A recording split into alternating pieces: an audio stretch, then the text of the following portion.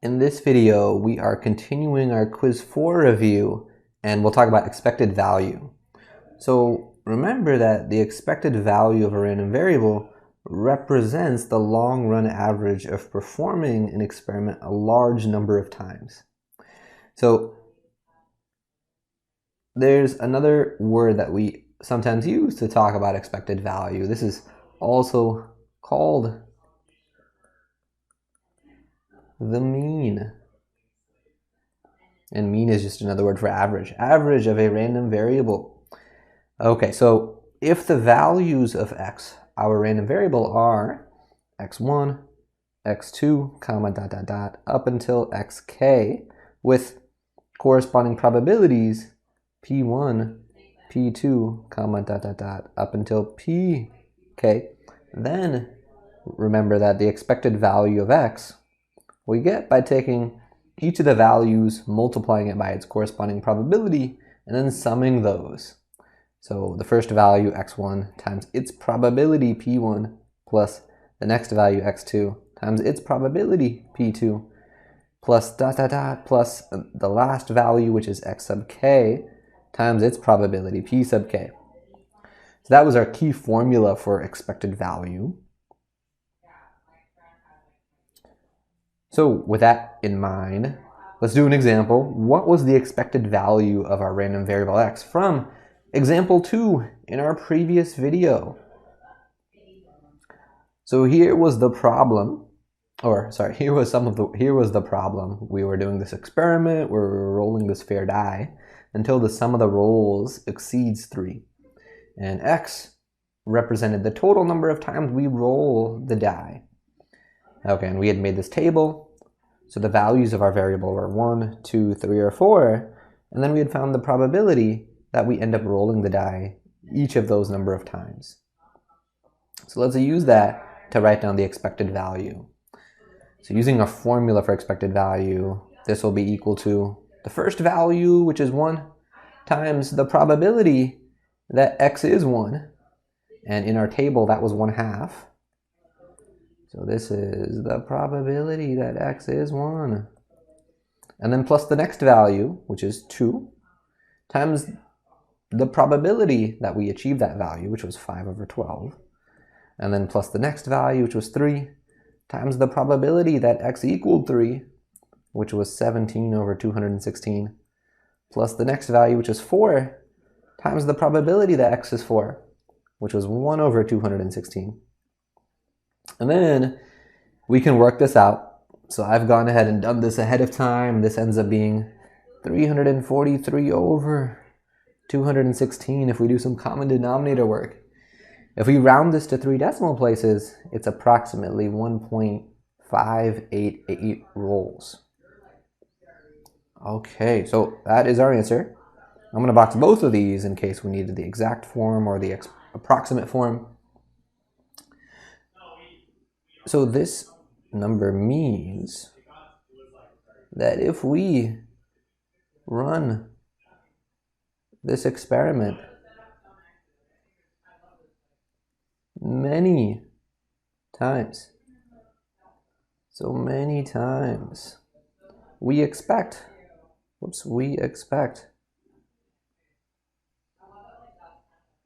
the average of the rolls to be 1.588. In other words, as we do this, if we were to do this experiment repeatedly again and again and again, in the long run, we expect that average to get closer and closer and closer to 1.588. All right, so let's do another example. All right, so this example says that in an Olympic event, there are 10 competing athletes, 4 of which are Americans. The top 3 athletes receive a medal, assuming no ties, and all finishes are equally likely. What is the expected number of Americans who medal? So I want to begin this one by having you pause it and to try it. So I want you to pause this one for 4 minutes to try this question. That may not be enough time to finish the whole problem, but I want you to be thinking about, well, what are the key ideas? How do I begin? And start to make progress with that. 4, 3, 2, 1. Pause the video and try this one for about 4 minutes. Alrighty, so hopefully you did that. Hopefully you paused it and tried it for about 4 minutes. So I know it's an expected value question because it says, what is the expected number of something? That's just another way of saying, what is the expected value of something? But it doesn't tell me what my random variable is. So I need to specify that. So let's label it. I'm going to call it X. In this case, we want the expected number of Americans who meddle. So I'm going to let X be the number of Americans who meddle. Who meddle? So next we need to think about, well, what are the values that X can take on? So this can be, well, how many Americans can meddle? There's 4 total Americans. So maybe 0 of them, 1 of them, 2 of them, or possibly all 3 of them. Or there end up being 3 Americans who end up meddling. But it can't be 4 because there's only 3 athletes who receive a medal. All right, so now let's start to write down our expected value using the formula. So we take the first value, which is 0, multiply that by the probability that our random variable equals 0, plus the next value, 1, times the probability that X equals 1, and then plus 2 times the probability that X is 2, and then plus 3 times the probability that X is 3. And I stop there because 3 is the last value that my random variable can be. All right, so the first one of these terms is easy. 0 times whatever is going to be 0. I don't even need to work out that probability. Okay, so now let's start to think about, well, how do we find these probabilities? Let's maybe start with the probability that X is 1. And I'm not going to say pause the video, but if you didn't get quite this far when I said pause the video before, pause the video and see if you can determine what the probability that X equals 1 is. That is really good practice. So do the pause. I'm not going to count it down, but pause it if you didn't quite get there before. All right, and now I'm going to talk about it. So when we say X is 1, it means we want 1 American to meddle. So when I set up my fraction for the probability, the denominator is usually easier to write. It's going to be the total number of outcomes. In this case, the outcomes are total number of, this is ways to choose 3 out of 10 people to meddle. And for the purposes of this question, the order in which we choose the people doesn't matter. I know realistically in Olympics there's a gold medal, a silver medal, and a bronze medal, but in my problem I haven't specified that, so the order in which we choose the 3 people doesn't matter. Okay, that's my denominator. On the numerator, because X is 1, that means 1 American is going to get a medal. So part of what I need is I need to find the number of ways to choose that 1 out of the 4 Americans. I'm just going to write A's for Americans to meddle.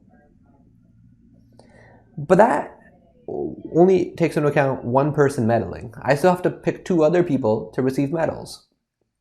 So I'm going to have to multiply by the number of ways to, so let's move this over, to choose 2 out of the 6 others, the non-Americans, to meddle. And the order in which we're picking those people doesn't matter. So everything here is going to be a combination. So this first term on the numerator is going to be 4 choose 1.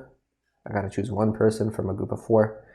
Then the next term on the top is going to be 6 choose 2. On the bottom, this is going to be 10 choose 3. Okay, and I'm going to put this in a little bubble because this was just the probability that X equals 1. Okay, and I'm going to highlight this as well. And this, what we ended up getting. Okay, so with that in mind, let's go back to, whoops, not highlight. Let's go back to the expected value of X and write down what this is.